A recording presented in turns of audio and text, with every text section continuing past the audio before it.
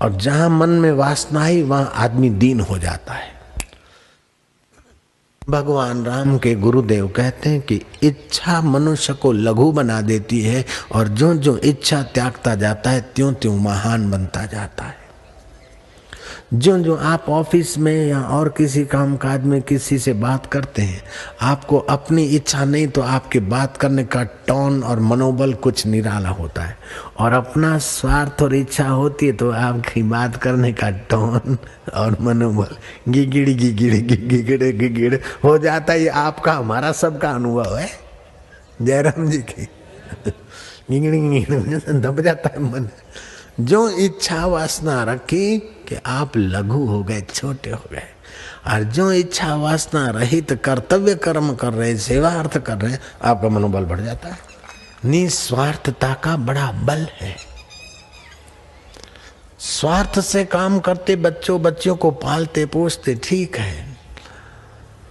एक आदमी मर गया, यमराज ने पूछा चित्रगुप्त से इसका लेखा चोखा देखो। चित्रगुप्त ने पूछा भाई क्या क्या शुभ किया? बोले महाराज मैंने तो सब कुछ दान कर दिया।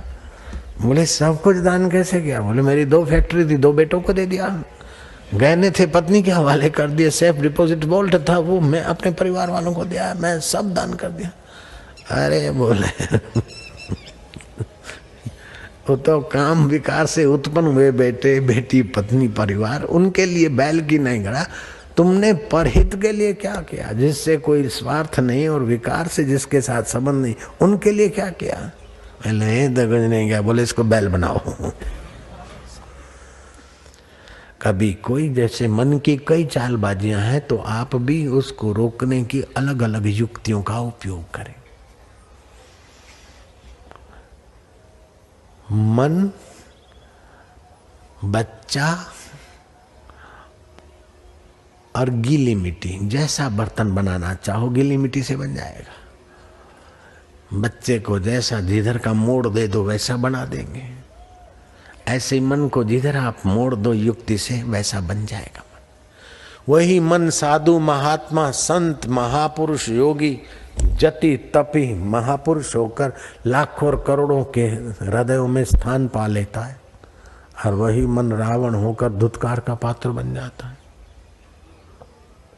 एक ही माँ के 2-3 बेटे हैं, एक का मन संसारी है, दूसरे का मन शैतान है, तीसरे का मन भगत है, चौथे का मन ब्रह्मज्ञानी हो गया तो वो ईश्वर के बराबर हो गया।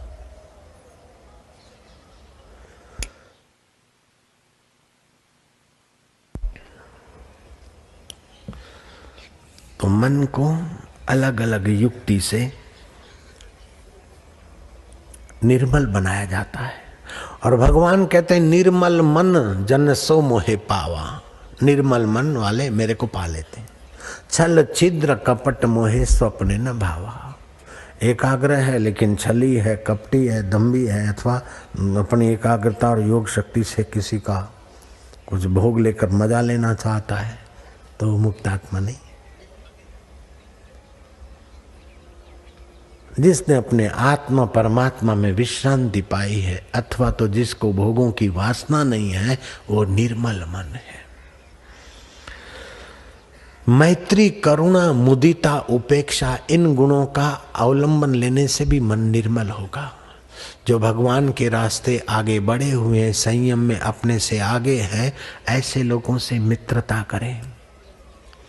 जो भगवान के रास्ते हम लोगों से कम है या हमसे छोटे हैं, उनसे करुणा करके व्यवहार करें।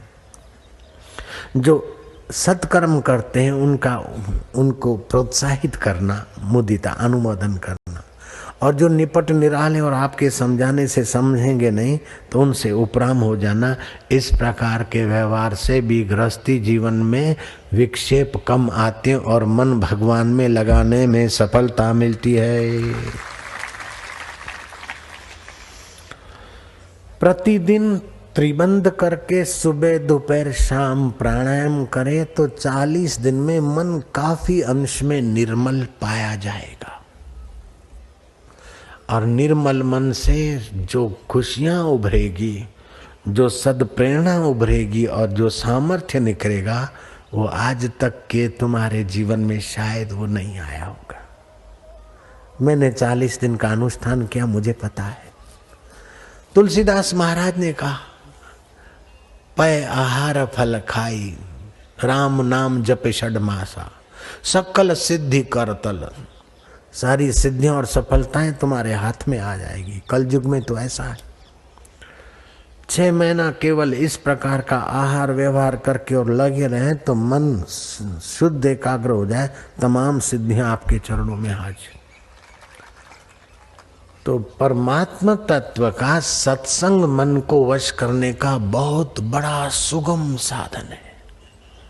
सत्संग से जो मन वश जितना आसानी से होता है, उतना दूसरे उपायों से उतना आसान नहीं होता।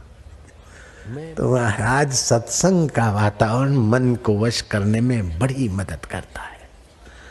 यहाँ धनी को धन का अहंकार नहीं, सत्ता वाले को सत्ता का अहंकार नहीं, सौंदर्य वाले को सौंदर्य का अहंकार नहीं, पापी को पापी होने की सुकड़ान नहीं, धर्मात्मा को धर्मात्मा होने का अहंकार नहीं। यहाँ सब भगवान की वाणी संत के हृदय से निकलती है, सब सुनकर उसमें सराबोर हो रहे हैं। ये कितना एकत्व का प्रत्यक्ष प्रमाण है और कितने मन के वश करने की महान कुंजी।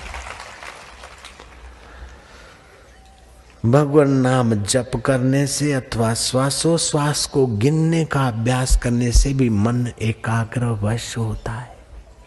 श्वास भीतर जाए शांति, बाहर आए गिनती 1, भीतर गया शांति, बाहर आया 2, नजर नाक के आगे से पर, और सुबह नींद में से उठे श्वासोश्वास तो चलता है, उसको खाली देखते जाओ, गिनते जाओ, एकाग्र मन होगा। कल शिवरात्रि है, कल सुबह तो ये जरूर करना आप लोग, बहुत बहुत फायदा होगा। मैं क्या बोलूं, मेरी एक जुबान है, 1000 जुबान होती तो उन्हीं से यही बोलता कि कल शिवरात्रि है, बिस्तर पे बैठकर श्वासोश्वास को गिनते जाना और मन को वश और एकाग्र होने देना।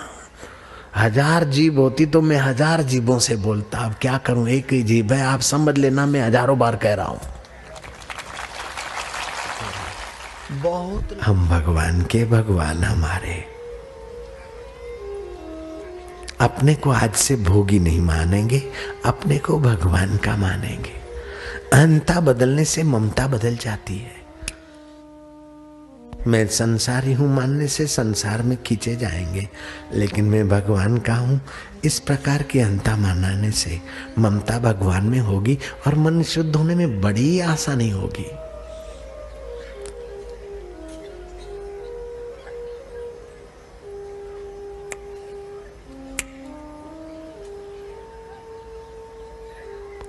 मधुर शांति, परमेश्वरीय शांति,